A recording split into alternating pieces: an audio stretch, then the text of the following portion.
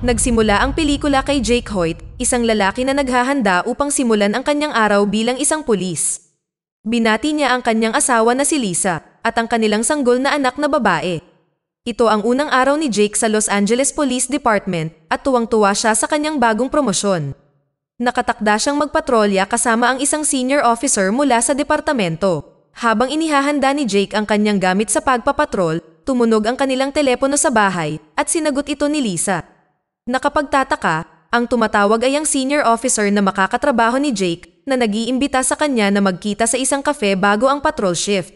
Hindi nag-aksaya ng oras si Jake sa paglalakbay sa kafe pagkatapos magpaalam kay Lisa, ayon sa utos ng kanyang senior na kasamahan.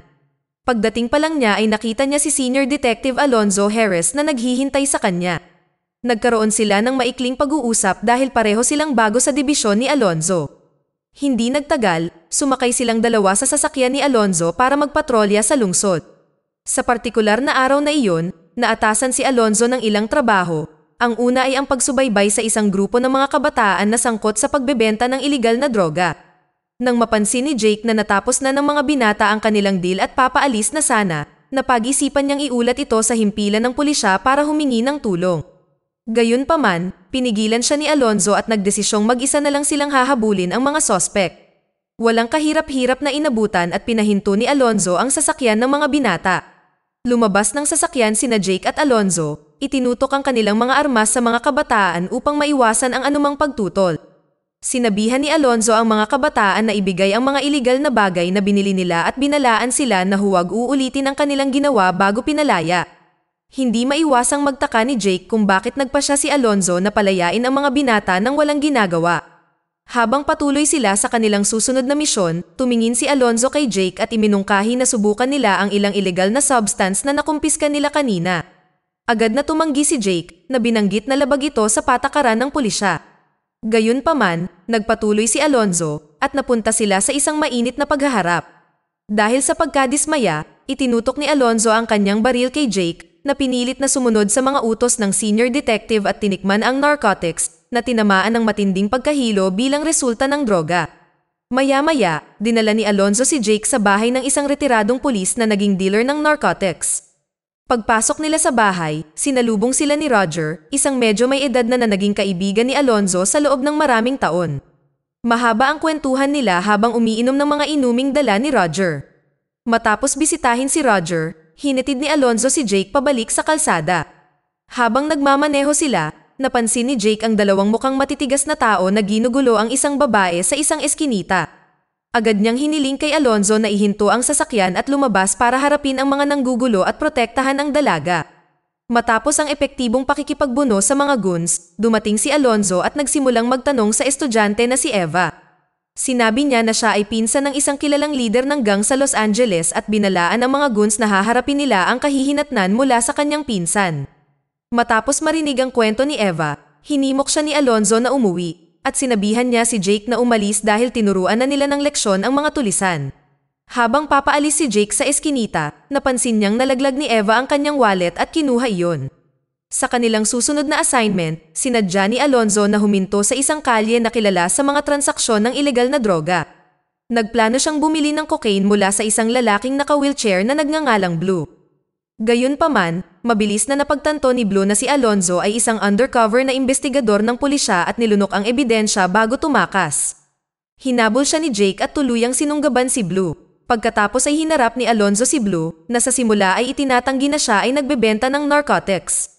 Pinahirapan siya ni Alonzo para ilabas ni Blue ang cocaine na nilunok niya at itinanong sa kanya ang tungkol sa supplier ng droga. Sa kalaunan ay inamin ni Blue na natanggap niya ang mga tableta mula sa isang lalaking nagngangalang Sandman.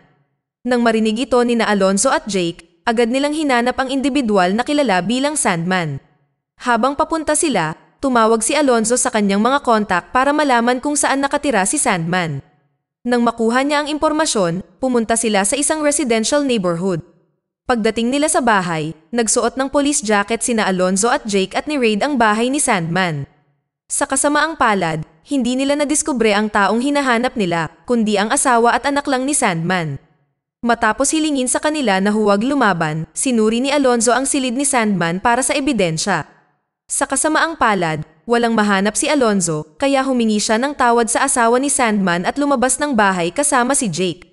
Habang naghahanda silang sumakay sa kanilang sasakyan, tumakbo palabas ng bahay ang asawa ni Sandman at inutusan ang ilang kabataang lalaki sa malapit na salakayin sina Alonzo at Jake. Natarante si Jake sa pangyayari, walang kamalay-malay na si Alonzo ay kumuha ng pera sa bahay ni Sandman. Sinalakay ng mga binata sina Alonzo at Jake. Dahil dito ay nagmamadali silang sumakay sa kanilang sasakyan at umalis sa lugar upang maiwasan ang kanilang mga pagbaril. Matapos tumakas sa pag-atake, dinala ni Alonzo ang kanyang sasakyan patungo sa ibang lugar na nagkataong kanyang lugar. Pagdating nila sa bahay ni Alonzo, malugod silang tinanggap ng asawa ni Alonzo na si Sarah. Sa loob ng bahay, nakilala ni Jake ang maliit na anak ni Alonzo na si Ethan. Mabilis na nakipag-ugnayan si Jake kay Ethan at nakatulog pa siya sa sopa kasama ang bata. Pagkaraan ng ilang sandali, ginising ni Alonzo si Jake at sinabi sa kanya na kailangan nilang umalis kaagad para sa isang mahalagang pagpupulong kasama ang ilang opisyal ng gobyerno. Mabilis na naghanda si Jake para makasama si Alonzo sa conference. Nang dumating si Alonzo sa isang marangyang restaurant, ipinakilala niya si Jake sa mga awtoridad bago niya hiniling na maghintay si Jake sa ibang mesa habang nakikipagpulong siya sa mga opisyal upang pag-usapan ang mga bagay-bagay. Sa talakayang ito, hiniling ng mga opisyal kay Alonzo na mag-assemble ng isang team at magsagawa ng isang lihim na misyon. Pagkatapos ng pulong, si Jake, na bahagi ng assignment ni Alonzo, ay sumunod sa senior detective sa rooftop ng gusali upang hintayin ang pagdating ng iba pang miyembro ng team. Pagkatapos ng kaunting paghihintay, 4 na lalaki ang sumalubong kay Alonzo na binalangkas ang assignment na kanilang gagawin. Umalis silang lahat ng walang gaanong pagkaantala at pagdating sa bahay ng target, naglunsad kaagad sila ng raid. Sa kanilang pagtataka, ang target pala ay si Roger na may malaking retirement fund. Nauna nang inutusan ng mga opisyal na nakikipagsabuatan kay Alonzo na nakawin ang retirement asset ni Roger. Bagamat napapaligiran ng mga armadong lalaki, nanatiling kalmado si Roger nang magtanong si Alonzo tungkol sa paglalagay ng kanyang pension fund at si Roger ay sumunod ng walang pagtutol. Hindi nagtagal, nakarating si Alonzo at ang kanyang barkada sa sahig ng kusina kung saan itinatago ni Roger ang kanyang pera. Matapos makuha ang pera, hinati ito ni Alonzo sa kanyang mga tauhan at ang natitira ay mapupunta sa mga opisyal na nagbigay ng utos. Si Jake, na nakatanggap din ng parte, ay tinanggihan ang tiwaling pera na sinasabing hindi niya ito tatanggapin. Pagkatapos ay niyaya ni Alonzo si Jake na umupo malapit sa kanya at inutusan siya na barilin si Roger. Minsan pang nag-alinlangan si Jake at binaril ni Alonzo ang kanyang kaibigan at pinalabas nila na lumaban si Roger at pinipilit si Jake na barilin ang retiradong pulis. Galit na galit dito si Jake dahil naniniwala siyang dapat tanggapin ni Alonzo ang responsibilidad sa insidente. Nagalit si Alonzo, itinutok ang kanyang sandata kay Jake, ngunit inagaw ni Jake ang baril at binantaang babarilin siya. Sa kabila ng kanyang pag-aalala, sinubukan ni Alonzo na manatiling kalmado at nakiusap kay Jake na sundin ang kanyang plano na umaasa siyang hahantong sa isang maunlad na negosyo. Tuluyan nang ibinaba ni Jake ang baril at lumabas ng bahay matapos salakayin ang isa sa mga kasamahan ni Alonzo. Pagkaraan ng ilang sandali, dumating ang isang evacuation team sa lugar ng raid at sinimula ni Jake na ipagpalagay na si Alonzo ay isang tiwaling opisyal ng pulisya na madalas na nasasangkot sa mga ilegal na aktibidad. Sinubukan ni Alonzo na hikayatin si Jake na sinusunod lang niya ang mga hindi etikal na aktibidad para sa mga opisyal ng pulisya upang makamit ang promosyon. Ngunit tumanggi si Jake na maniwala na binaril ni Alonzo ang kanyang kaibigan para lamang paboran ang mga superior ng pulisya, sa kabila ng katotohanan na si Roger ay sangkot sa ipinagbabawal na droga. Kinagabihan, hinatid ni Alonzo si Jake sa isang lokasyon at pagdating nila sa harap ng isang bahay, pareho silang nagdala ng isang kahon ng pera para makipagkita kay Smiley, ang boss ng gangster sa kapitbahayan. Matapos silang makapasok sa loob at ibigay kay Smiley ang package, nagdahilan si Alonzo na gagamit ng banyo, iniwan si Jake upang makipaglaro ng baraha kasama si Smiley at ilang iba pang mga lalaki. Nang matapos silang maglaro, isa sa mga alapores ni Smiley na isang kalbong lalaki, ang humiling kay Jake na ipakita ang baril na hawak niya. Mabilis na inalis ni Jake ang mga bala sa kanyang pistol at ipinakita iyon sa lalaki nang hindi naghihinala. Kasabay nito, napansin ni Smiley na umalis si Alonzo sa kanyang kotse at sinabihan si Jake na sinadya ng senior detective na iwanan siya. Gustong umalis ni Jake nang makita niya ang nangyari, ngunit pinigilan siya ni Smiley at isiniwalat na si Alonzo ay isang tiwaling pulis na pumatay sa isang miyembro ng Russian Mafia ilang buwan ang nakalipas.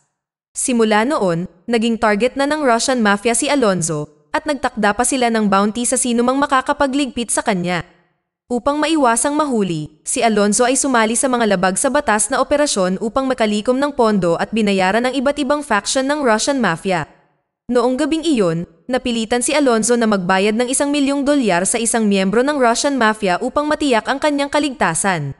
Hindi nagtagal ay napagtanto ni Jake na sadya siyang iniwan ni Alonzo dahil gusto ng senior investigator na alisin siya matapos matuklasan ang hindi etikal na pag-uugali ni Alonzo. Kaya't sinubukan ni Jake na tumakas sa pamamagitan ng pagharap kay Smiley at sa kanyang mga goons ngunit brutal na tinamaan bilang tugon. Nang papatayin ni Smiley si Jake sa banyo, natuklasan ng isa sa kanyang mga alapores ang wallet ni Eva, na pag-aari ng pinsan ni Smiley. Nang magtanong si Smiley tungkol sa wallet, isiniwalat ni Jake na iniligtas niya siya mula sa mga gangster na may nakakakilabot na intensyon. Nakipag-ugnayan si Smiley kay Eva na pinatunayan ang pahayag ni Jake. Si Smiley, na nagpapasalamat kay Jake sa pagliligtas sa kanyang pinsan, ay nagpasya na palayain siya. Inihanda ni Jake ang kanyang baril at sumakay sa bus patungo sa tirahan ni Alonzo, determinadong harapin ang senior investigator. Nang dumating si Jake at nakita ang anak ni Alonzo, hiniling niya sa kanya na dahan-dahan na buksan ang pinto. Pumasok siya sa tirahan ng detective at nadiskubre sina Alonzo at Sarah na nagbibilang ng pera sa isang silid. Namangha si Alonzo sa hindi maipaliwanag na hitsura ni Jake at sinabing nakapasa si Jake sa kanyang pagsusulit sa pagsasanay. Gayunpaman, nanatiling nakatutok si Jake sa kanyang pagsisikap na mahuli ang senior detective na nag-set up sa kanya. Nanlaban si Alonzo na nagresulta sa putukan sa pagitan nila.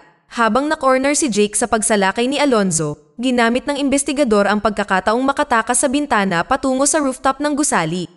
Agad naman siyang sinundan ni Jake na nagresulta sa paghaharap ng dalawa. Sa kasamaang palad, natalo si Jake at sinadya ni Alonzo na tumakas sakay ng kanyang sasakyan. Hindi inaasahang itinulak ni Jake ang kanyang sarili sa kotse ni Alonzo na nagtulak kay Alonzo na magmaneho ng agresibo sa pagtatangkang ihulog siya. Nabasag ni Jake ang windshield ng sasakyan at inatake si Alonzo kaya napilitan itong huminto. Sinalakay ni Jake si Alonzo na matapos mabugbog ng husto, hiniling niya sa mga miyembro ng gang na barilin si Jake kaya naglagay ng baril ang isa sa mga lalaki sa tabi ni Alonzo. Habang inaabot ni Alonzo ang baril, binaril siya ni Jake sa binti. Maya-maya, may isa pang lalaki ang humawak ng baril at itinutok kay Alonzo, sinabihan si Jake na umalis sa lugar na ito. Sa huling eksena ng pelikula, si Alonzo ay nakatakas mula sa mga gang member sa pamamagitan ng pagmamaneho ng kanyang sasakyan sa mga lansangan ng lungsod. Nang huminto siya sa isang pulang ilaw, napansin niya ang isang babaeng sakay ng isang sasakyan na huminto sa tabi niya na ikinabahala niya. Di nagtagal, ang sasakyan ni Alonzo ay napalibutan ng mga Russian Mafia na nagsimulang bumaril sa kanya ng paulit-ulit. Sa kasamaang palad, napatay si Alonzo sa pag-atake at iniwan ng mga miyembro ng mafia ang kanyang katawan doon habang sila ay nagmamaneho palayo. Dito na nagtatapos ang kwento. Sana ay nagustuhan nyo. Mag-subscribe na kung hindi ka pa nakasubscribe. Pindutin na rin ang notification bell at like button upang matulungan ang channel and leave a comment down below. And as always, thank you for watching.